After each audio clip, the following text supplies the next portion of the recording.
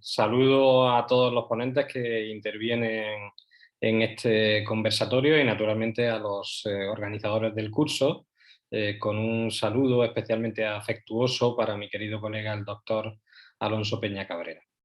Eh, en 20 minutos hablar de la dimensión penal de la financiación de los partidos políticos en nuestro país es prácticamente imposible, pero bueno, tratándose de un conversatorio y de oyentes que naturalmente pues, no están familiarizados con la legislación española, que por otra parte pues, es relativamente reciente, ¿no? Me refiero a la penal, dado que la regulación específica en nuestro Código Penal proviene del año 2015, en el que se reforma introduciendo dos artículos específicos que vienen a articularse como una auténtica norma penal en blanco, dado que su aplicación depende de la redacción de algunos preceptos de la Ley de Financiación de Partidos Políticos también vigente en nuestro país, pero que ya tiene más años, data del año 2007,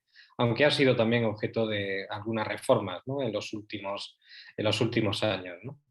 Naturalmente, nuestro legislador, preocupado por la necesaria transparencia de la financiación de los partidos políticos, que ha sido siempre, y tengo que decirlo, al menos en la política española, pues una cuestión de debate permanente, a veces también de dudas y sospechas en cuanto a la financiación, no voy a decir legal, pero al menos irregular, de algunos partidos políticos, con independencia de su signo político, y que hace pues, que este tema finalmente decidió a nuestro legislador a volcarse en una tipificación bastante sencilla. Son únicamente dos artículos, el artículo 304 bis y 304 ter de nuestro Código Penal, que como digo son de andadura reciente, dado que fueron introducidos en el año 2015, ¿no?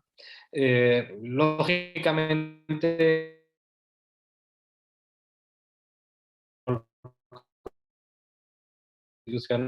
nuestro texto fundamental asigna, como en la generalidad de los países democráticos, ¿no? Como no puede ser de otro modo, a los partidos políticos. Si nuestro artículo sexto de la Constitución proclama el pluralismo político y con ello sitúa a los partidos políticos en la columna vertebral de la representación de la voluntad popular, pues es evidente que un tema clave de la claridad y de la transparencia en ese juego, ¿no? De los partidos políticos en las elecciones, ya sean generales, ya sean europeas, ya sean regionales o locales, hace que el legislador efectivamente pues, suministre como bien jurídico protegido la necesaria tutela y protección que esa transparencia, que ese conocimiento que debe tenerse de quién está detrás de la financiación de esos partidos políticos, ¿no? Y al respecto, pues, como digo, hay o existen dos preceptos, el artículo 304 bis y el 304 ter de nuestro Código Penal, que naturalmente tipifican, ¿no? Aquellos casos, como ya lo he anticipado antes, como ley penal en blanco, aquellos casos en los que se vulneren expresamente los límites recogidos en el artículo 5, apartado primero, de nuestra ley de financiación de partidos políticos, ¿no? Que como digo además, pues no hace sino eh, tomar el ejemplo, ¿no? O el paradigma de nuestros países más cercanos, ¿no? En ese sentido, de nuestro entorno europeo más cercano, que lógicamente también se preocupa de clarificar, ¿no? Esa necesaria transparencia en la financiación de los partidos políticos, ¿no? Y en ese sentido, pues me parecía oportuno recordar cuáles son los límites que, al menos en nuestro país y conforme a nuestra legislación actualizada, existen a las donaciones privadas. Es evidente que en algunos otros países, ajenos, ¿no? A nuestro entorno jurídico más cercano, la regulación es muy diferente, pero por lo que se refiere a la nuestra, ese artículo 5, apartado primero de la Ley de Financiación de Partidos Políticos, pues prohíbe, por ejemplo, las donaciones anónimas, ¿no? Prohíbe, por ejemplo, las donaciones finalistas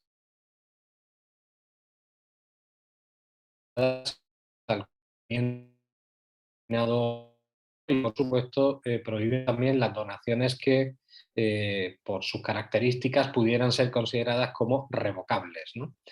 ¿Por qué? Pues porque lógicamente todo esto contribuiría, la percepción o la aceptación de este tipo de donaciones contribuiría desde luego a supeditar a los fines, a los objetivos de los partidos políticos, a intereses más particulares y ajenos a la voluntad general o al interés general que necesariamente deben cumplir en el marco de su representación o en el rol de su representación política, ¿no? Por lo tanto, se prohíben las donaciones anónimas, finalistas o revocables, aunque se somete también con carácter general a un límite las donaciones individuales realizadas por una misma persona a un máximo de 50.000 euros anuales, ¿no?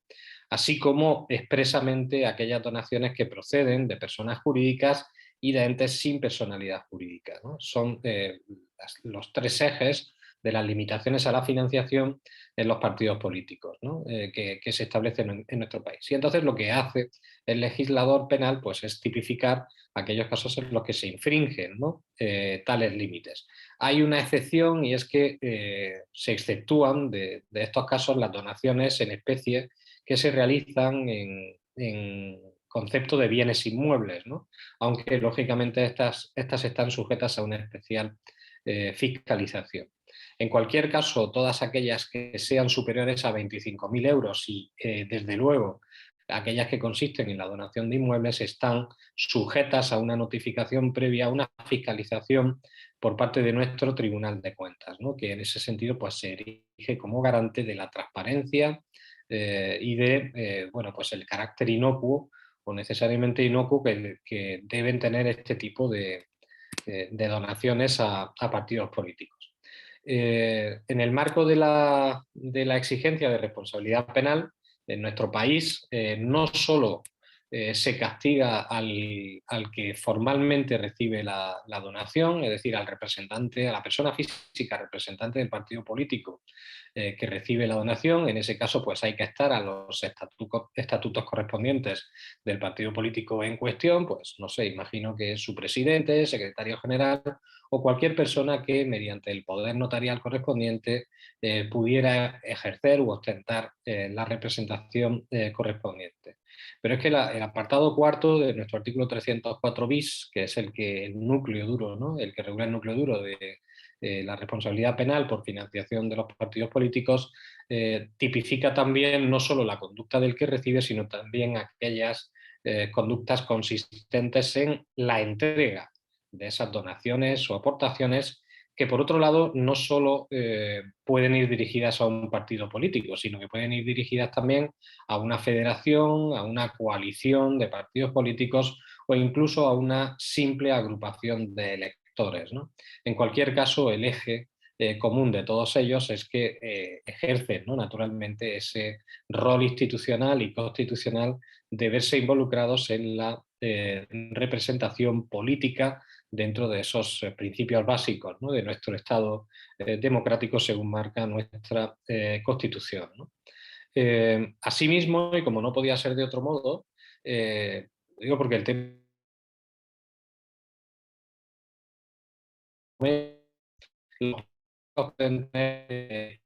responsabilidad penal. En nuestro país, en el año 2010, se introdujo la responsabilidad penal de las personas jurídicas y en el año 2015 ya quedó perfectamente claro con otra reforma que igualmente los partidos políticos como corporación, como ente jurídico, podrían ser igualmente sometidos a responsabilidad penal, ¿no? Pues expresamente el apartado quinto de nuestro artículo 304 bis regula y prevé la posibilidad de que sean los propios partidos políticos como entidad, como persona jurídica, los que puedan responder por alguna de las penas que el artículo 31 bis y nuestro artículo 66 bis prevé en el marco, ¿no? De las distintas categorías de penas aplicables por referencia a las letras B a G del artículo 7 del artículo 33 de nuestro Código Penal. Es decir, las penas clásicas que se aplican a personas jurídicas. Especialmente protagonismo adquiere aquí la multa, que es la que, por cierto, se aplica en el caso del artículo 304 bis, pero por supuesto también la suspensión de actividades, la disolución de la propia persona jurídica o la prohibición de ejercer determinados comportamientos, ¿no? En el marco del cual se podían haber ejecutado los hechos que se tipifican expresamente, ¿no? De igual manera, el legislador español introduce algunos subtipos agravados con cierta indefinición, dicho sea de paso. El apartado tercero del 304 bis al que estoy haciendo referencia, pues establece la posibilidad de aplicar una agravación de la pena en aquellos casos en los que la financiación o la conducta realizada sea de una especial gravedad, y llama la atención, pues igualmente como subtipo agravado, esta vez aplicando ya penas de prisión, concretamente de 1 a 5 años, a aquellas personas que participan en estructuras u organizaciones cuya finalidad sea precisamente la de financiar partidos políticos, federaciones, coaliciones o agrupaciones electorales, ¿no? De no haber existido este precepto, pues a lo mejor también la conducta podría haber sido punible, ¿no? A través de en España existe, ¿no?, el delito de organización criminal como delito instrumental, pero el legislador ha querido aquí recoger expresamente la responsabilidad, aplicando el principio de especialidad, por este tipo agravado, que ya no se limita a una simple multa como el del 304 bis, sino que prevé prisión de 1 a 5 años. Precisamente en estos casos, donde, como es lógico y natural, podemos establecer asimismo la responsabilidad penal de las personas jurídicas, se establece otro subtipo más agravado para aquellas personas que, en el marco de la financiación ilegal de partidos políticos, dirijan o desarrollen un rol directivo o esencial en las estructuras u organizaciones a las que se refiere este precepto, ¿no? Bueno, pues la posibilidad de que esta responsabilidad penal de financiación de partidos políticos, que como digo es muy reciente en nuestro país y que data del año 2015, concurra con otras figuras delictivas es más que clara. Por el propio tema de este conversatorio internacional, pues desde luego no cabe excluir la responsabilidad adicional por un posible lavado de activos o, en nuestra terminología, blanqueo de capitales, ¿no?, tipificado en el Código Penal español en el artículo 301 del Código Penal. Pero lógicamente deberán cumplirse los requisitos del delito de blanqueo, de nuestro delito de lavado de activos, como es particularmente el que ese dinero, de que ese capital proceda de la comisión de una actividad delictiva previa, ¿no? Como es natural. Tampoco es descartable, en el marco de la financiación, de la responsabilidad penal por la financiación de partidos políticos, que concurra igualmente una eventual responsabilidad por un delito de cohecho, ¿no?, o de delitos cometidos en el marco de la administración pública, ¿no?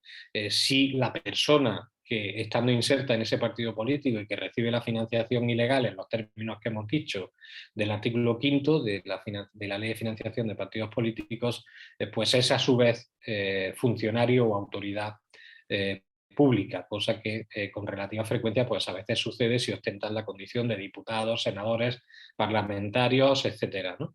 Por lo tanto, no es descartable, por supuesto, la responsabilidad adicional por un delito de cohecho, que es un delito propiamente de funcionarios públicos y que conlleva como pena la inhabilitación para el ejercicio de tales funciones públicas que se desempeñan, ni tampoco la de otras figuras delictivas como responsabilidad adicional consistente, por supuesto, en un delito de malversación de caudales públicos. Si, por ejemplo, el objeto de la financiación procede de una entidad de naturaleza pública, o incluso de un delito de tráfico de influencias en el marco igualmente de los delitos relacionados con la administración pública, ¿no?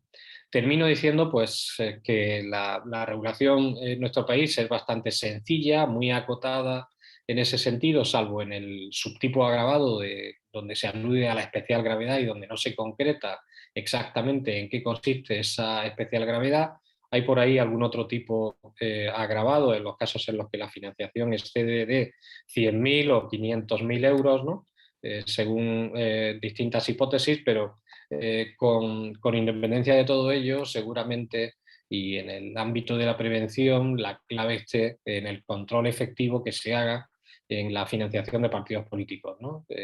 Quienes son auténticamente expertos en la materia siguen diciendo que la financiación de los partidos políticos es todavía, al menos en nuestro país, y seguramente que en muchos, un tema pendiente, ¿no? O una asignatura pendiente porque no se ha abordado de la forma en la que tenía que hacerse, ¿no? Pero bueno, está claro que mediante esta responsabilidad penal pues, se intenta aportar un pequeño grano de arena en el intento, ¿no? De que el rol que desempeñan los partidos políticos en el ámbito de todo Estado democrático y de derecho pues sea lo más claro y transparente posible. Nada más, muchas gracias. Muchas gracias, estimado maestro Miguel Olmedo. Acto seguido, ¿no? Al finalizar, por favor, a todos los participantes invitamos a hacer sus interrogantes al final de las ponencias de los maestros. Hago un paréntesis para invitar a todos los participantes que están por el aula virtual, el Zoom, a seguir nuestra página por el Facebook Capacitación Jurídica Garantiza, donde estaremos comunicando todos los eventos que este prestigioso grupo está organizando. Bien, seguidamente continuamos con el doctor Alfons, que nos visita virtualmente desde Andorra. Adelante, maestro. Buenos días, buenas tardes desde aquí, desde Andorra. Anderson, agradecido otra vez por haberme invitado. Intentaré compartir la pantalla. Creo que se podrá. Maestro, sí. ¿Se ve? ¿Se ve, Anderson? Aún no ha compartido, maestro. Puede volver, por favor. A ver, vamos a intentarla compartir.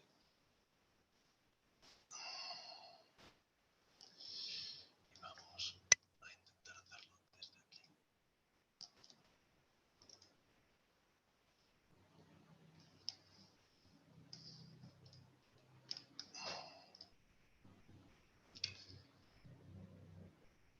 ¿Se ve? Sí se visualiza, maestro. Adelante. Perfecto. ¿Ahora sí se visualiza? Así es, maestro, así es. Bien, vamos a intentar hacerlo. Miren, he planteado, siguiendo un poco también lo que ha hecho el doctor Olmedo, que realmente mucho compartimos lo que es la misma visión. Yo les he planteado la ponencia desde el punto de vista del financiamiento ilegal de los partidos políticos en nuestro país, en el Principado de Andorra, y su relación con el blanqueo de capitales. Ciertamente, en nuestro caso, sucede que... No se ve. ¿Se ve ahora? Sí, ¿no? Nuestro marco constitucional nos marca en su artículo 26 los derechos políticos de los andorranos, y en ese momento nos habla de que se reconoce a todos los andorranos el derecho de libre creación de partidos políticos y evidentemente introduce también que su funcionamiento y organización deben ser democráticos, por tanto transparentes, y sus actuaciones conformes a la ley, ¿no? En ese marco, en el año 14, el 18 de septiembre, se aprueba una ley orgánica de partidos políticos y financiamiento electoral, por tanto, es una regulación o un desarrollo legislativo bastante reciente, del año 14, en el que se introduce en el capítulo cuarto lo que sería el financiamiento de los partidos políticos, estableciéndose específicamente cuáles son sus fuentes de financiamiento y hablan de públicos y privados, y cuál será ese control que será ejercido tanto de forma interna, forma de auditoría presentada por el propio partido, como por el propio Tribunal de Cuentas que existe en el país desde el año 2000. El capítulo quinto ya no habla del financiamiento de partidos políticos, sino del financiamiento electoral, y habla de cuáles serán aquellas fuentes de financiamiento que pueden tener el régimen electoral, ¿no? Entonces ya se habla de donaciones, se habla de subvenciones públicas o se habla de créditos que se pueden establecer en base a las diferentes fórmulas electorales. Las donaciones, a diferencia, o ciertamente en un modo muy parecido a España, han de ser siempre nominativas, no pueden ser revocadas, no pueden ser finalistas, y evidentemente nuestra dimensión, somos un país de 365 kilómetros cuadrados, somos un país que tiene una población de 75.000, no llega a 78.000, 80.000 habitantes como residentes, de los cuales 30 y tantos mil son de nacionalidad andorrana, y el censo electoral en el año 19 estaba entre los 20 y tantos mil, 30.000 electores. Eso es en circunscripción nacional, pero luego de forma parroquial, que es nuestra división territorial constitucionalmente, estamos divididos en 7 parroquias, que serían, como en España, 7 comunidades autónomas, o en Perú, supongo, 7 regiones de régimen electoral también de zona local. Por tanto, en 365 kilómetros cuadrados, entre 30.000 electores, tenemos cada 2 años ese régimen comunal y régimen nacional de elecciones. Entenderán entonces que las donaciones se limitan de forma anual y por personas físicas a 6.000 euros anuales, y no pueden ser las personas jurídicas quienes aporten ningún tipo de financiamiento en donaciones. Sí que pueden haber herencias, y un capítulo que es interesante es la condonación de deudas o la condonación de créditos que se entienden automáticamente como donación en el caso que se diera por parte de terceras personas. Les he puesto aquí las páginas web de lo que sería la ley y del Tribunal de Cuentas, por si ustedes tienen un mayor interés, que evidentemente en 20 minutos es imposible de abarcar, ¿no? La ley del Tribunal de Cuentas del 13 de abril de 2000 fue reformada efectivamente en el año 14, cuando entra en vigor la ley de financiamiento de partidos políticos, y después en el año 17, cuando vuelve a entrar, o cuando hay una reforma nueva, a fin de que se elabore anualmente un informe anual de fiscalización de lo que es el financiamiento de cada partido político y de aquellas agrupaciones que representen o reciban subvenciones públicas. La obligación de fiscalizar esta actividad económica y financiera por parte de los partidos políticos o las entidades vinculadas a ellas, o cualquier tipo de coalición, como explicaba también el doctor Olmedo respecto de España. Y es en marzo de 2015 que el Tribunal de Cuentas aprueba, por un acuerdo del Pleno, cómo serán los criterios y las fórmulas, indicaciones de criterios de contabilidad para poder establecer esta fiscalización de los partidos políticos. Los objetivos de este informe anual es analizar los estados financieros de cada partido político, determinar si realmente es un reflejo de la situación financiera y patrimonial del partido político, si realmente se da o no se da esa fórmula de transparencia, y si es suficiente, no únicamente la documentación, si es suficiente y es adecuada a la normativa y a los principios contables que generalmente son aceptados. Ciertamente la comprobación de este cumplimiento de la legalidad, de la adecuación a la ley de financiamiento de partidos políticos y de régimen electoral y de financiamiento electoral, y especialmente en todos aquellos aportes o restricciones legislativas que se puedan dar, como bien ha explicado de forma pareja el doctor Olmedo. En ese momento el Tribunal de Cuentas aparece como un garante de la auditoría externa, digamos, y pública de los partidos políticos y de este financiamiento, y entonces se encuentra en la gestión de los fondos algún tipo de irregularidad administrativa, tiene la facultad de incoar un procedimiento sancionador, y se encuentra indicios racionales de conductas directivas en esa gestión de cuentas o de fondos, trasladará la cuestión y lo comunicará al Ministerio Fiscal. Si nos centramos en la tipificación penal, nuestro país solo tiene la responsabilidad penal de las personas físicas, no tenemos responsabilidad penal de las personas jurídicas, lo tuvimos entre el año 90 y el 2005. Con la reforma del Código Penal en el 2005 se abandona las personas jurídicas únicamente responden como consecuencias accesorias a la responsabilidad penal de la persona física. Y tendrán una serie de determinaciones también de conductas, pero no como responsabilidad penal directa de la persona jurídica. Nuestro artículo 377 del Código Penal es específico de la financiación ilegal de partidos políticos y habla ahí de quien reciba financiación para un partido político o para una candidatura electoral, y también habla de contraviniendo gravemente los deberes y condiciones impuestas en la ley de financiamiento. Por tanto, nos encontramos en el mismo supuesto que hablaba el doctor Olmedo de ya esa remisión a la vía o a la legislación administrativa, pero además introduciendo, yo creo, un carácter de contraviniendo gravemente los deberes y condiciones impuestas. Por tanto, esa condición de gravemente va a ser seguramente difícil de aplicación. Hasta la fecha no hemos tenido ningún supuesto desde el año 15. El punto segundo habla de quien realice donaciones a un partido político o una candidatura electoral. Nuestra ley de partidos políticos y de financiamiento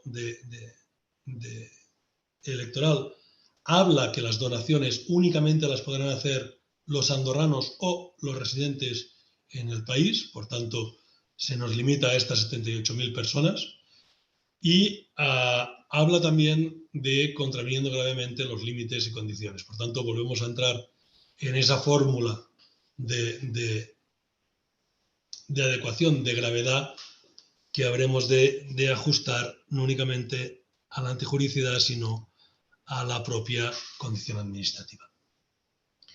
El tercer punto supuesto, todos en la misma condición, de 3 meses a 3 años de prisión y multa hasta el triple del valor, como en los dos supuestos anteriores, habla del administrador general de un partido político que tuviera a su disposición bienes, fondos o cualquier elemento patrimonial no declarado, tanto en el Principado como fuera de él. Por tanto, habla ya de la posibilidad de extraterritorialidad, de que los fondos estén en un tercer país, cuya adquisición no se haya justificado debidamente en virtud del régimen legal de financiación vigente o que vaya en contra de la contabilidad que se haya presentado al Tribunal de Cuentas.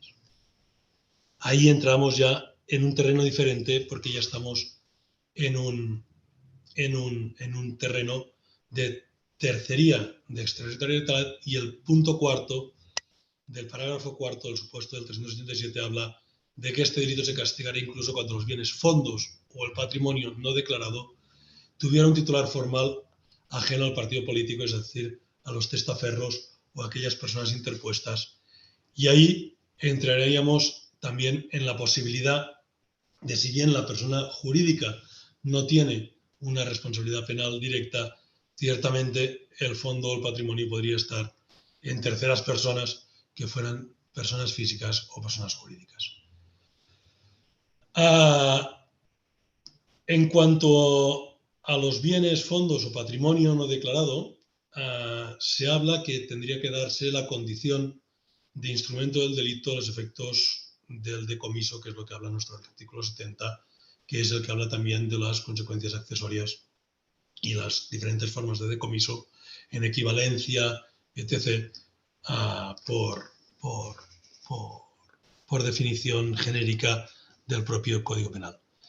En cuanto a la vinculación del financiamiento ilegal de partidos políticos, de candidaturas electorales, con el blanqueo de capitales o valores, nuestro Código Penal, en nuestro artículo 409, dice que quien convierta, transmita fondos que provengan directo o directamente de cualquier delito relativo, y habla de la financiación ilegal de partidos políticos, y entonces ya habla de conociendo su procedencia, podrá ser castigado. Por tanto, podemos entrar en conductas de blanqueo de capitales que no únicamente vendrían las conductas dolosas, y ahí estaría un poco la fórmula divergente, que el financiamiento ilegal tendría que ser una conducta dolosa plena, cuando el blanqueo de capitales de ese financiamiento ilegal podría venir por la imprudencia grave que sitúa en el blanqueo de capitales nuestro artículo 409.2.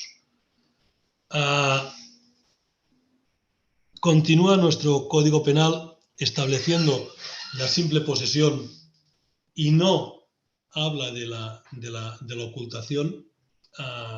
En nuestro apartado 409.3, la adquisición o posesión de los fondos, sabiendo al momento de recibirlos que son producto directo e indirecto de alguno de los delitos, por tanto, del financiamiento ilegal.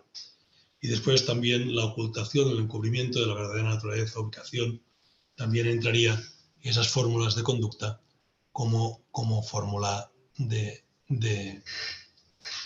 cierre. Es curioso que si bien los fondos tendrán de venir en el financiamiento ilegal a lo que tenga la conducta administrativa prevista en las donaciones o cómo puedan venirse a dar, si son en bienes muebles, si son en bienes líquidos, etc., según la normativa administrativa de financiamiento de partidos políticos, pero en cambio cualquier transformación o cualquier eventual guarda del delito de blanqueo de capitales que suponga origen en la infracción de financiamiento ilegal de partidos políticos o de régimen electoral, tiene una definición específica en el Código que nos habla en el punto cuarto que el concepto de fondo se entiende según establecido en el apartado tercero del artículo 366 bis de este Código. Y el artículo 366 bis de nuestro Código Penal es la referencia a los fondos del financiamiento de terrorismo. Y por tanto, por vía de conexión entre el financiamiento de terrorismo, el blanqueo de capitales y el financiamiento de partidos políticos, se entenderá como fondos a los efectos de blanqueo del financiamiento ilegal de partidos políticos todo activo financiero, los bienes de toda naturaleza, materiales o inmateriales, muebles o inmuebles adquiridos por cualquier medio, lícito o ilícito, y los documentos, títulos o instrumentos jurídicos de cualquier forma, incluso la electrónica o digital, que certifiquen un derecho de propiedad o un interés sobre los mismos activos o bienes.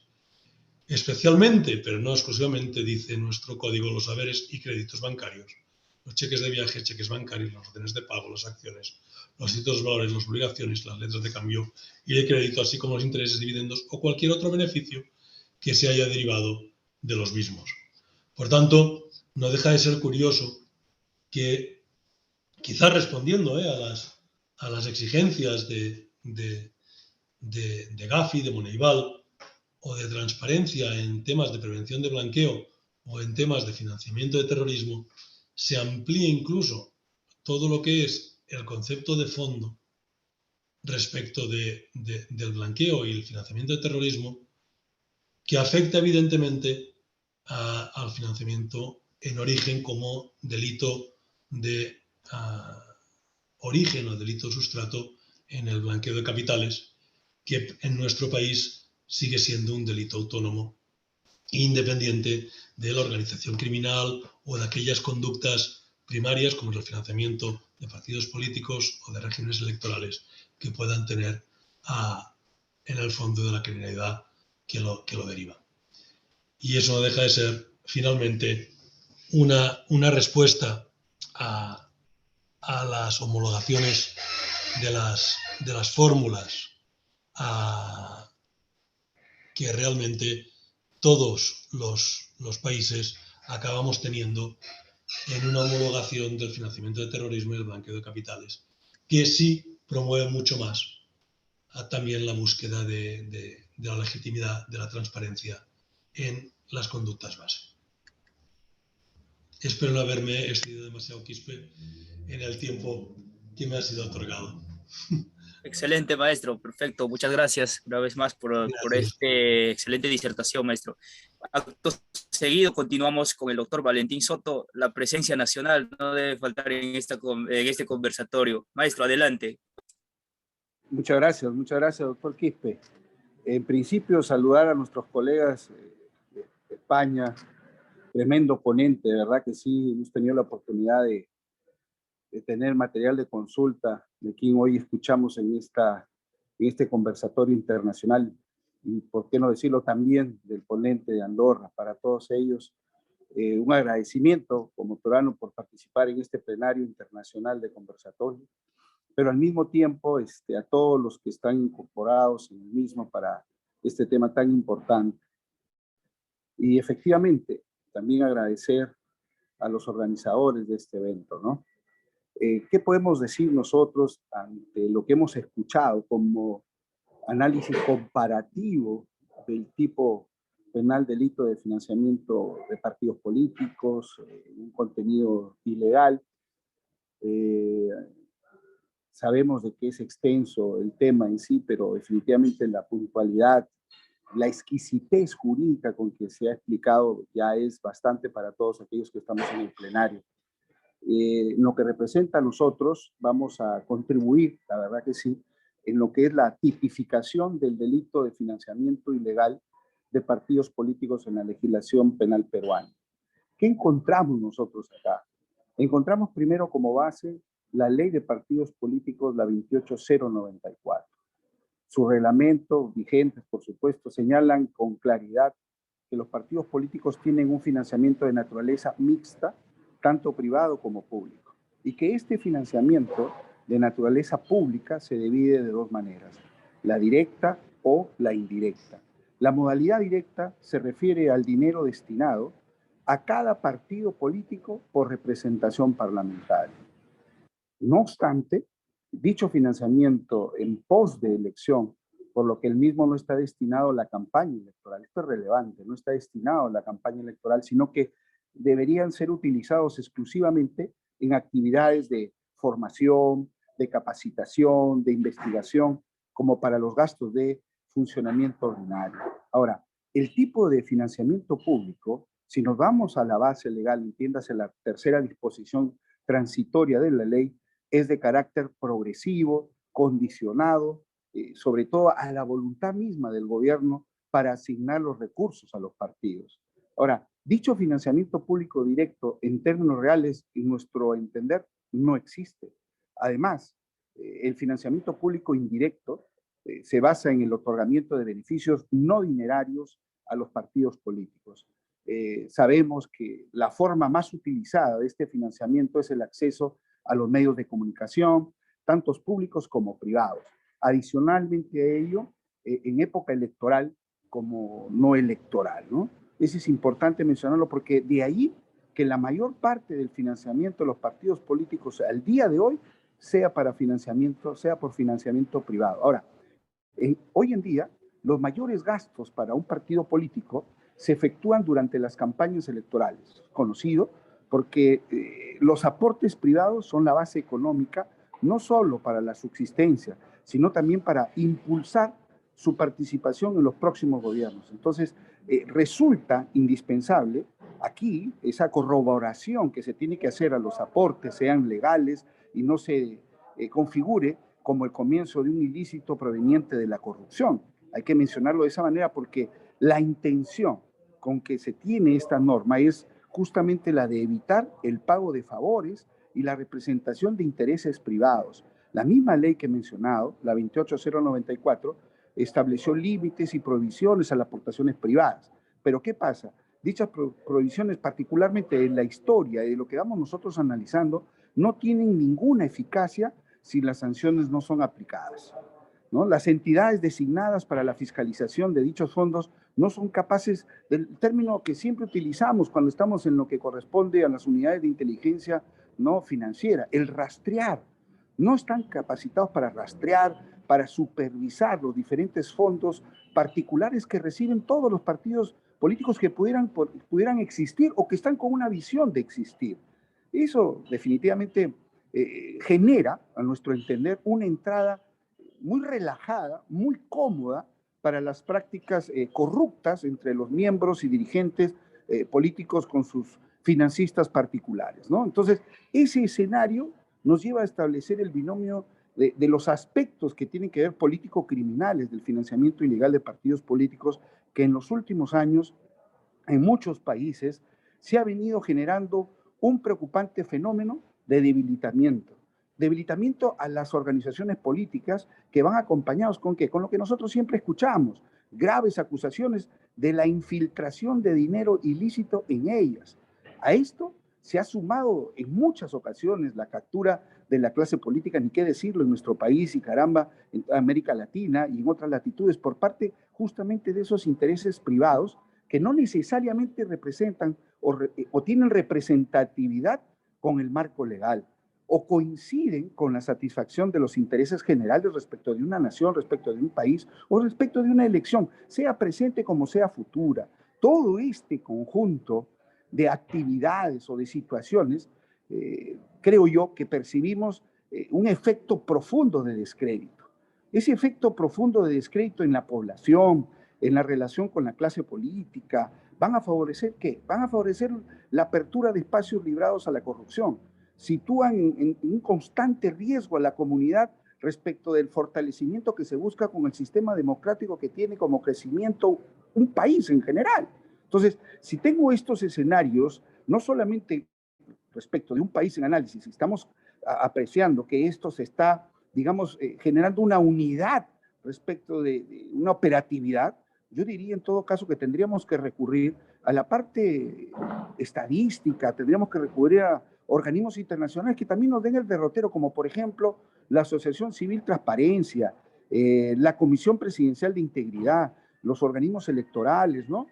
Los grupos de trabajo de reforma electoral que tenga cada uno en los congresos de la República o de los países que estén interesados en generar una fórmula para establecer recomendaciones que permitan mejorar el marco legal actual y con eso regular el financiamiento de las organizaciones políticas, su funcionamiento y al mismo tiempo también incidir respecto de lo que significaría involucrar, rastrear un proceso electoral. Eso es clarísimo. Pero cuando preparaba la ponencia, yo me preguntaba y decía, ¿y qué aporte podría tener nuestra ley peruana respecto a la ley de partidos políticos, la 28094, que en su momento resultó muy útil, ¿no?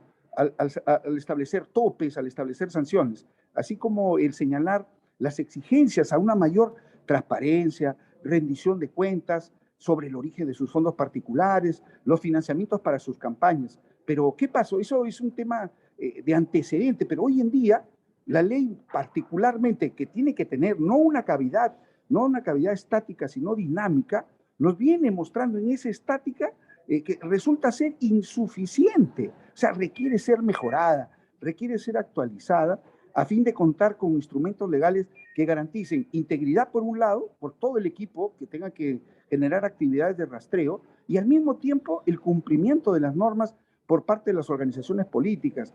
Pues ahí justamente aparecen las nuevas formas de criminalidad, las nuevas formas de corrupción en los partidos políticos que demandan, caramba, como consecuencia de ese efecto rebote, nuevas estrategias contra las mismas. Entonces, todo este escenario, todo este campo de acción de corrupción en el financiamiento de los partidos políticos, a pesar de que no existen investigaciones empíricas, hay que decirlo, ni estadísticas sobre procesos penales o sobre denuncias interpuestas por actos de corrupción relacionados con estos temas de partidos políticos, es necesario remitirnos justamente a la recepción de cada gestión individualizada para poder establecer una estandarización estadística. En lo que representa a nosotros como Perú, me aboco a lo que dice Transparencia Internacional, donde señala que los partidos políticos son considerados como una de las instituciones más corruptas a nivel nacional.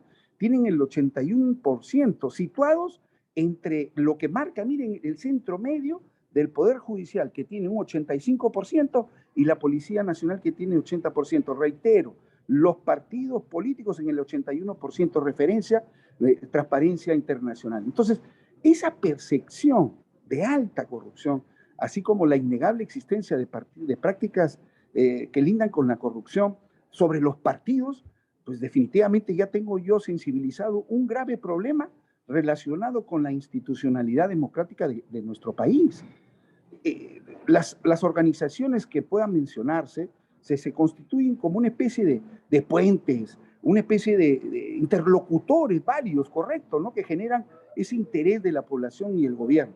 Pero se va tornando difícil, particularmente lo que hemos nosotros investigado para esta ponencia, y más aún con lo que acabo de escuchar, se torna difícil, caramba, escuchando a grandes maestros justamente con esa influencia española, con esa influencia de Andorra, reconocer a nuestro sistema estatal como una democracia consolidada, ¿no? Si la percepción que se tiene de la corrupción de partidos políticos y sus representantes es demasiado alta. Miren ustedes en el punto medio donde nos encontramos. Entonces, la palabra que se me viene a la mente cuando tengo esa oportunidad de explayarme es el clientelismo. Ese clientelismo político, ¿no? En sociedades en las cuales la elección de representantes se da mediante un sufragio universal, competencia entre partidos, se evidencia la existencia de partidos máquina, o sea, que nacen para un momento y después se van diluyendo con el transcurso del tiempo, o sea, no generan continuidad, no hay esa distribución correcta de los ingresos, sus líderes generan un espacio de trabajo, pero al final terminan perdiéndose, ¿no? No generan esa promoción de economía, ese espacio de partir y de crecimiento para favorecer a las mayorías. Entonces, esas características, creo yo, se van dando no solamente en el Perú, sino también en sociedades latinoamericanas. Ahora, si bien es cierto, hemos leído un poquito de ello, el clientelismo político no es un ilícito penal en nuestro país, no es un ilícito penal. Se ha determinado que la misma se encuentra estrechamente ligada o vinculada a la corrupción. Y ello se debe a la práctica clientelista para avalar o viabilizar tratos y concertar comportamientos corruptos entre los particulares y las organizaciones políticas para entregar, ¿qué cosa? Montos a estas organizaciones con la promesa de obtener un beneficio económico. Esa es la proyección. ¿Y dónde queda el sentido social, el sentido jurídico de parte de un gobierno cada vez que tiene representantes de un partido elegidos y que tienen que asumir un control del mismo? Es ahí donde se podría decir que se quiebra la frontera o el límite entre los fenómenos que son pocos perceptibles. Y con ello que se va transformando, se va agudizando, se va convirtiendo la corrupción en un instrumento necesario, entiéndase, para lo que significa fortalecer el clientelismo político, y terminamos mezclando ambas figuras. Y al final, esa mezcla, ¿qué va a hacer? Va a significar el perjuicio del reconocimiento, crecimiento de un país. Entonces, el financiamiento de los partidos, sobre todo para el impulso de una campaña electoral, es una brecha que permite el ingreso particularmente a la corrupción de nuestro sistema estatal democrático. Ahora, cuando vamos al Perú en nuestra norma específica, ¿no? En el año 19, en 2019 se aprobó la ley 3997, ley que modifica el Código Penal e incorpora el delito de financiamiento prohibido de organizaciones políticas. Tenemos ahí el título 17 del Código Penal, delitos contra la participación democrática, el artículo 359A, 359B, por un lado nos hablan del financiamiento prohibido de organizaciones políticas y por el otro lado la falsificación de la infracción por aportación, ingresos y gastos de organizaciones políticas, y por qué no también el 359, inciso C, respecto de las fuentes de financiamiento legalmente prohibidas. Entiéndase entonces, debemos decir que la ley sanciona dos tipos de conducta: el financiamiento prohibido de las organizaciones, por un lado, y el otro lado, la punición de falsedades al momento de declarar las fuentes de dichos ingresos. Entonces, este tipo penal constituye una forma de protección adelantada frente a los delitos contra la administración pública, que va buscando filtrar, ¿qué cosa? Los posibles delitos desde la carrera política, miren, desde la carrera política, esto sin esperar que la corrupción se produzca dentro de la administración.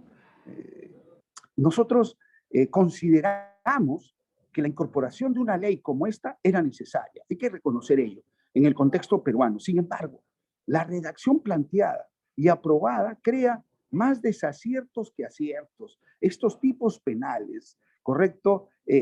Para lo que es financiamiento ilegal de partidos políticos, previstos en los artículos que les menciono, establecen una manera más desarrollada que en la actual ley de organizaciones políticas. Me parece bien.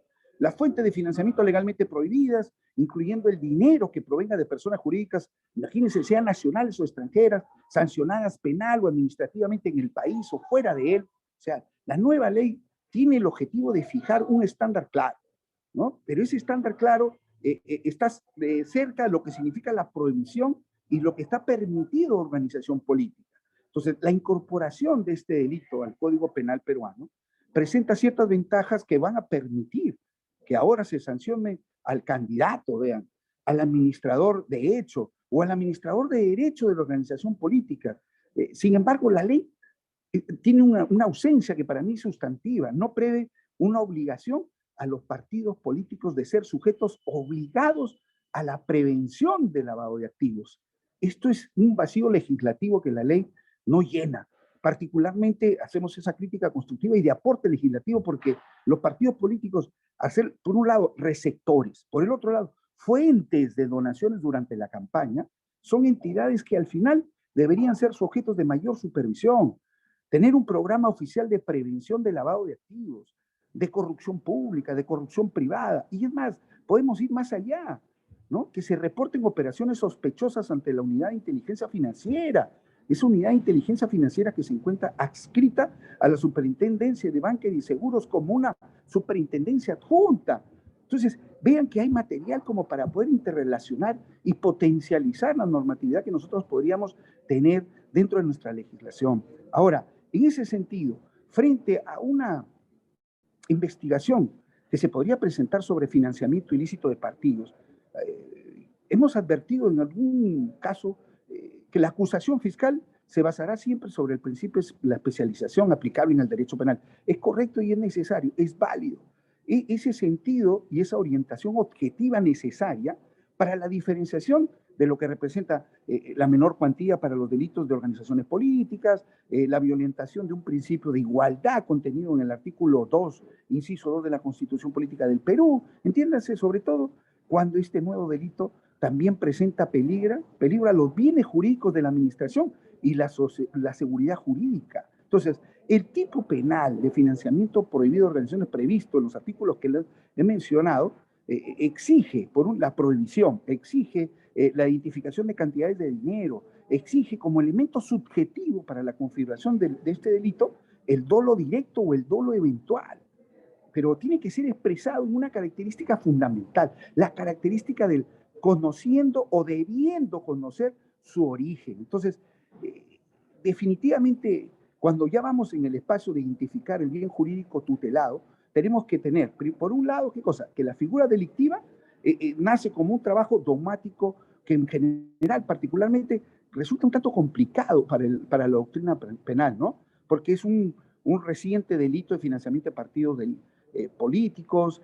Nuestra doctrina poco o nada ha escrito, en verdad poco o nada ha escrito, lo cual definitivamente tiene una debilidad respecto de los efectos mayores o las luces mayores sobre el tema, como estos espacios, caramba, cuando escuchamos a nuestro ponente de España, cuando escuchamos a nuestro ponente de Andorra, que justamente nos van a dar una mejor amplitud por esa expertise de desarrollo democrático cuando nos describen sus principales tesis del bien jurídico postulado en la doctrina penal comparada. O sea, la española, de lo que he escuchado, ¿no?, considera que el interés tutelado en el delito de financiamiento legal de los partidos políticos es el correcto funcionamiento de lo que corresponde al propio sistema de partidos. Pero, sin embargo, este bien jurídico ha sido interpretado de formas distintas. He escuchado y he leído un poquito, he leído a Dan Nieto, que considera que la protección conferida al sistema de partidos se traduce, uno, por garantizar que los partidos políticos actúen defendiendo los intereses de la clase, o en este caso de la parte privada, de la determinación de intereses privados, y por el otro lado, a la igualdad de armas y por tanto de recursos, además de evitar que se mine la democracia interna en los partidos. Entonces, eso es también mencionarlo rápidamente en el poco tiempo que nosotros tenemos, sin perder de vista, por ejemplo, a Núñez Castaño también, sin perder de vista también a Aya García, que es importante. O sea, en ese extremo de lo que representa, nosotros consideramos que el bien jurídico protegido por este delito, ¿no?, a nuestro parecer, consiste en la igualdad de oportunidades. Por un lado, la formalización política y por el otro lado, la materia de financiación. Entonces, esos dos escenarios nos van a generar a nosotros lo que es la competencia desleal. Debería concebirse como un supuesto la competencia desleal que existe. Entonces, cuando recorro ya este mapeo de ideas que me permiten establecer conclusiones puntuales, 5 o 7 conclusiones puntuales. Primero, que nuestra ley de partidos políticos, la 28094, y su reglamento vigente, señala que los partidos políticos tienen un financiamiento de naturaleza mixta, tanto privado como público. Además, hoy en día, los mayores gastos para un partido político se efectúan durante las campañas electorales, en donde los aportes privados son la base económica no solo para la subsistencia, sino también para impulsar su participación en el próximo gobierno. ¿Hasta dónde llegamos? ¿Dónde está la delimitación? O sea, una tercera conclusión puede ser también la prohibición fijada en esta ley no resulta eficaz, ni las sanciones, porque no son aplicables, y las entidades no generan una correcta fiscalización de los fondos, no son capaces de rastrear, no son capaces de supervisar los diferentes fondos particulares que reciben. Y además, está demostrado, como otra conclusión, que resulta ser insuficiente requerir que se mejore o se actualice sin encontrar los instrumentos legales que van a garantizar esta integridad o el cumplimiento de las normas por parte de las organizaciones políticas. Caramba, cuando también podría sumar la conclusión de la percepción de corrupción, así como la innegable necesidad o la existencia de prácticas corruptas, de esa existencia de prácticas corruptas que es identificada en los partidos políticos, denotan justamente un grave quiebre, una grave debilitación institucional en la democracia de los países.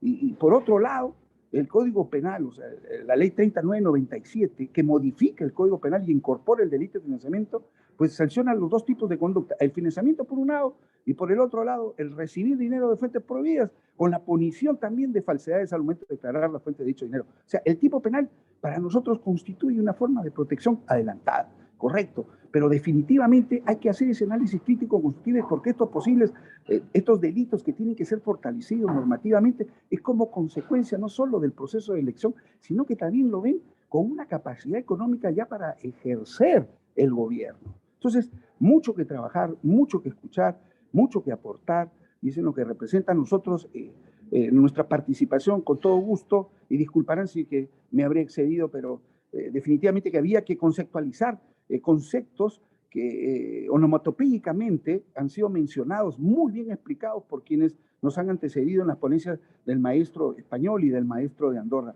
Muchas gracias con todos los integrantes del plenario y quedo a expensas y a consideraciones del director de este plenario. Gracias. Excelente, doctor Valentín. Muy agradecido por su brillante participación y también compartir sus conocimientos, así igualmente al doctor Alfons y al doctor Miguel Olmedo, que nos visitan también virtualmente.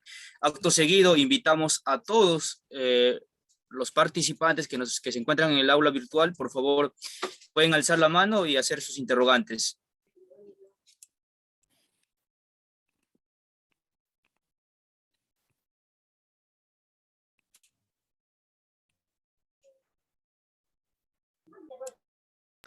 Perfecto, le daremos el uso de la palabra al doctor Jesús Alberto Silupu Prado. Doctor Jesús Alberto, ¿puede hacer uso de la palabra?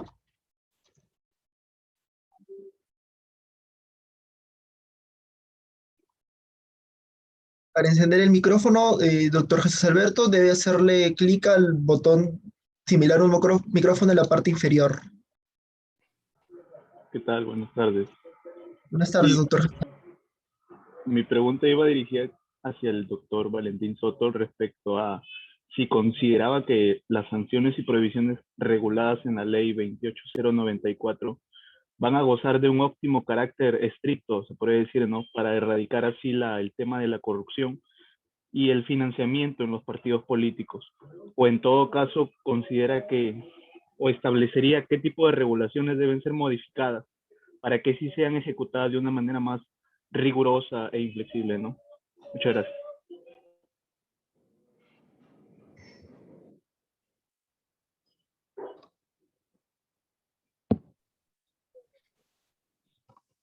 Gracias por tener esa interrogante interesante, por cierto.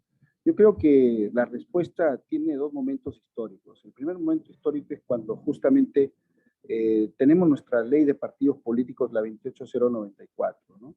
Cuando se da inicio de esta ley, su aplicación resultó muy útil, porque marcó temas de topes y de sanciones.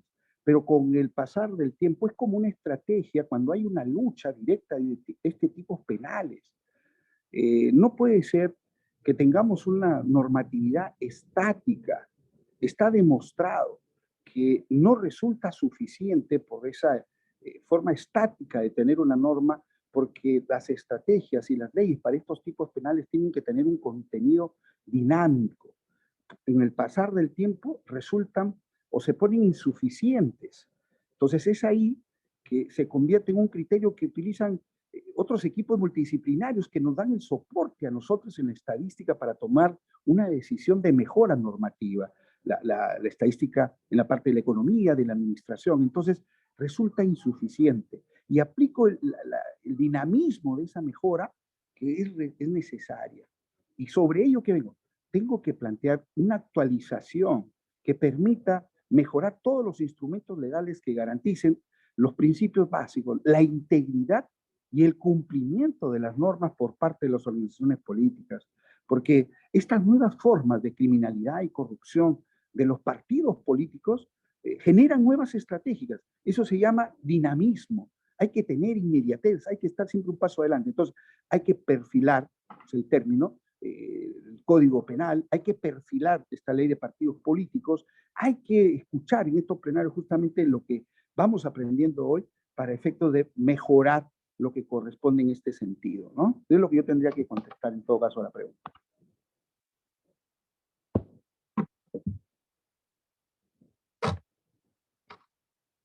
Excelente, doctor Valentín.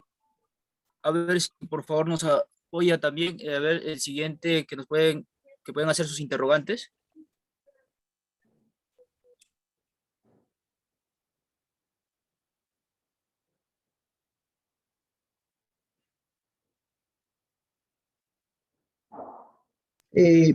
Muchas gracias, perfecto. Vamos a pasar a lo que viene a ser una pregunta escrita. Voy a pasar a oralizarla.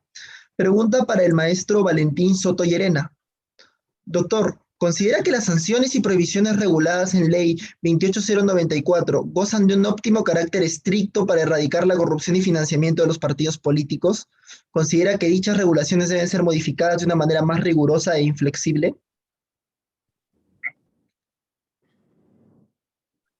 Nosotros consideramos a título personal, definitivamente tienen que ser, primero, correctamente aplicadas. ¿Qué sucede aquí? El Código Penal no tiene el soporte de la especialidad para efectos de involucrarnos en lo que es la investigación de financiamiento ilegal de los partidos políticos, ¿no? El correcto funcionamiento del propio sistema de los partidos políticos. ¿Qué sucede? No se está trabajando con la unidad de inteligencia financiera, por ejemplo. Esa unidad de inteligencia financiera que está integrada por varios componentes del gobierno, empezando de un representante de la Presidencia del Consejo de Ministros o de la Administración Tributaria, también tendría que trabajar para fortalecer y la aplicación de lo que corresponde al Código Penal en el artículo 359, inciso A, B y C, que esto permita un resultado óptimo que genere confianza en los ciudadanos para lo que representa el fortalecimiento del sistema de financiamiento. Entonces, sí hay que perfilar el Código Penal en estos artículos, pero al mismo tiempo no daría resultados si yo no le doy el soporte técnico de la especialidad, de la especificidad, de la cientificidad que debe de tener esta materia, este tipo penal, para efecto de generar resultados. Uno de ellos, por ejemplo, la unidad de inteligencia financiera, que está escrita en la SBS y que debería de coadyuvar justamente el cumplimiento de ello para efecto de generar justamente esa igualdad de investigación, esa igualdad de confianza que debe tener un ciudadano, ¿no? Eso es lo que yo tendría que aportar. Muchas gracias, doctor Valentín.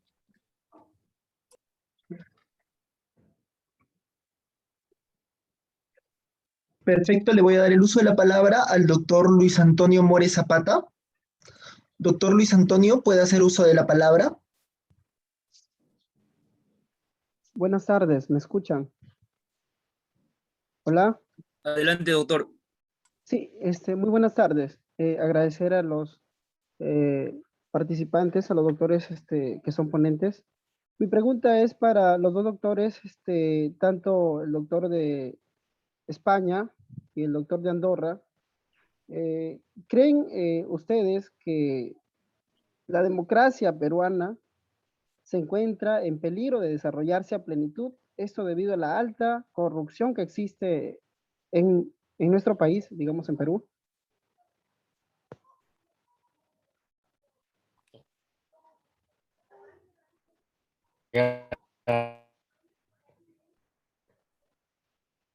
¿Desea responder a tan difícil pregunta, en primer lugar, bueno, yo quiero decir que contestar a esa pregunta es bastante complicado.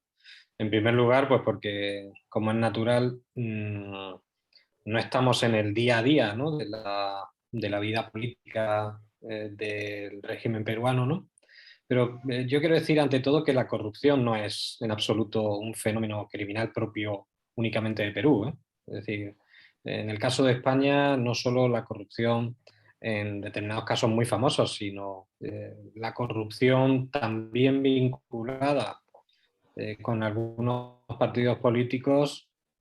Voy a mencionar pues la trama Gürtel ahora mismo en nuestro país, puedo mencionar el caso Filesa, por mencionar dos casos que afectan a los dos partidos, o que han afectado a los dos principales partidos mayoritarios en nuestro país. No es algo exclusivo de Perú. Yo creo que lamentablemente la corrupción es un mal generalizado y que la clave está en disponer de los instrumentos normativos de investigación, policiales, fiscales y naturalmente judiciales también, para luchar contra ella, ¿no? Y que esa es la clave. Desde luego que qué mejor diagnosis del estado democrático de un país que la existencia de procedimientos que investigan tales hechos y que sientan en el banquillo a sus posibles responsables y que acaban con todas las garantías procesales condenándolos, ¿no? Pero por lo menos por la propia experiencia española es evidente que la corrupción política no es un mal exclusivo en Perú. Podremos discutir en términos cuantitativos si hay más o menos casos, pero la clave de nuestro rol jurídico, ¿no?, tiene que estar en afianzar los instrumentos, insisto, normativos, policiales de investigación, de la Fiscalía, por supuesto, en la investigación también, y lógicamente en el sustento judicial de aquellos procesos que son bastante complicados, puesto que en muchos casos acaban en el banquillo personas que tienen un notable poder e influencia.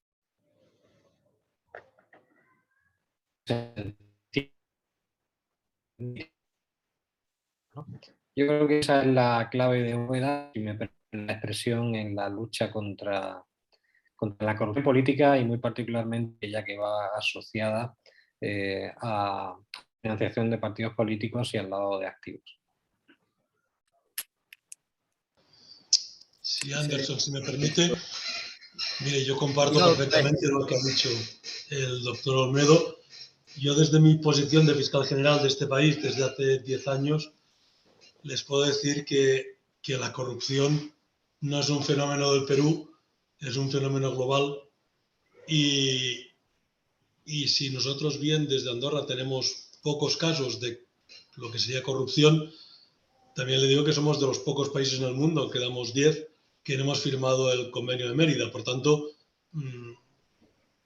lo que decía el doctor Olmedo es lo necesario. Yo creo que la prevención pasa por la educación, la prevención pasa por que la gente en los colegios y en la educación entiendan lo que es la transparencia, entiendan lo que es la igualdad, entiendan lo que es la libre concurrencia, entiendan que la función pública es necesaria para la vida democrática, pero también la corrupción privada, y nosotros, por ejemplo, en Andorra tampoco la tenemos tipificada, y como les he dicho, del 90 al 2005 tuvimos la responsabilidad penal de las personas jurídicas, pero no tenemos las físicas. Saben ustedes perfectamente que nosotros, si bien no hemos tenido casos de corrupción, y es público y notorio, hemos tenido muchísimos temas de prevención de blanqueo o de blanqueo de capitales, de corrupción, de todo el tema del lavallato, de todas las cuestiones que han estado en conexiones con ustedes, o en muchas de esas que hablaba el doctor Olmedo del territorio español. Por tanto, si bien el delito de blanqueo de capitales es un delito autónomo para nosotros y de forma muy específica, igual que el de la organización criminal o la de asociación delictiva que hablamos nosotros, no es menos cierto que la financiación ilegal de partidos políticos, la corrupción pública, la corrupción privada y todos los delitos derivados o que todos los delitos que son origen o precursores del blanqueo de capitales únicamente se entenderán o se podrán trabajar en contra, no únicamente con la inteligencia financiera, que hablaba también el doctor Soto, sino con la prevención a través de la educación. Y cuando la gente entienda que cada funcionario que recibe un peso, un euro, un dólar, tiene una obligación de transparencia, tiene una obligación de función, ahí estará si quieren ustedes, la clave de vuelta o la piedra que corona el edificio, porque es que si no, nunca funcionará. Si no, la población socialmente no interioriza la necesidad de la transparencia, la necesidad de la democracia, no funcionará. Pero no funcionará ni en Perú, ni en Europa, ni en Asia, ni en África, ni en ningún país. Y no es un problema nacional, es un problema global. Y como es un problema global, se debe tratar de forma global y transversal. No puede haber sitios de opacidad, ¿entiende? Porque el corrupto, la gente no delinque por psicopatía. Por psicopatía son 4. La gente delinque por poder, por dinero, por satisfacción de poder. Y lo tiene que disfrutar. Si no tiene capacidad de disfrutarlo, si no hay criminalidad organizada fuera que le pueda colocar esos bienes, nunca, bueno, nacional o internacionalmente, es la forma de agotar la corrupción, atacando a los bienes y atacando a la libre disposición. Y ahí hay muchos instrumentos a tirar adelante. Educación, prevención y, en último caso, pues represión.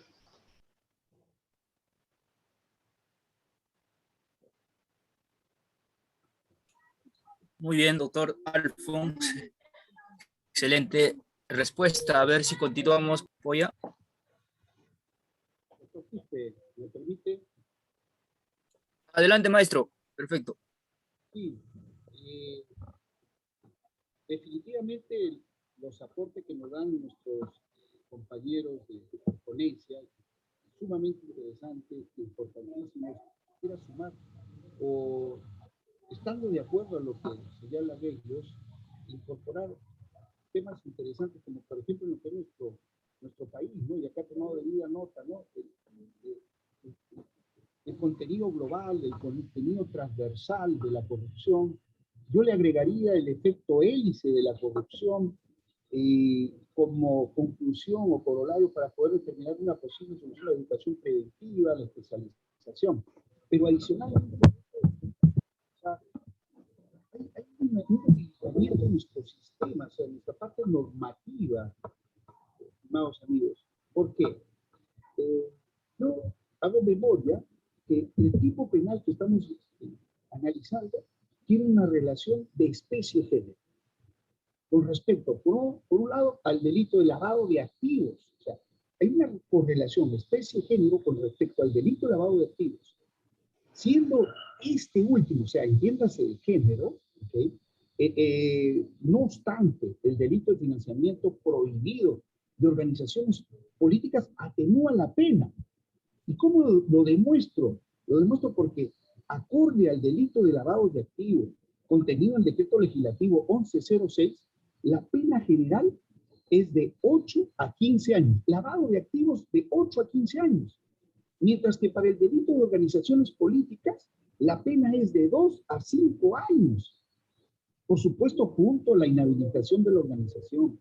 Y va más todavía, ¿no? Esa debilitación de pena cuando habla y de 4 a 6 años si el delito es cometido. Miren, por el candidato, por el tesorero, por el responsable de campaña o por el administrador de hechos, como les decía en mi primera intervención, o de derecho de los recursos de la organización política. Entonces, vean ustedes cómo mientras que por un lado tenemos lavado de activos 8 a 15, vamos bajando, relaciones políticas de 2 a 5 y por de 4 a 6. Entonces, ahí definitivamente hay un distanciamiento normativo, ¿no? En lo que corresponde al tipo penal en la pena.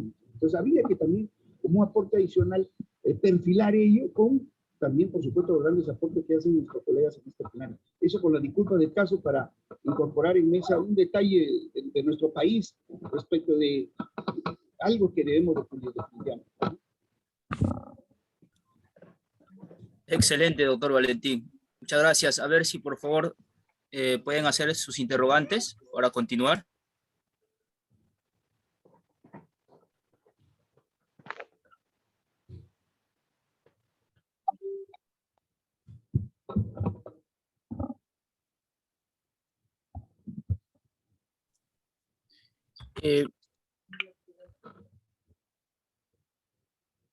Al parecer no hay más interrogantes. Hacemos extensivo la invitación a poder participar del seminario internacional.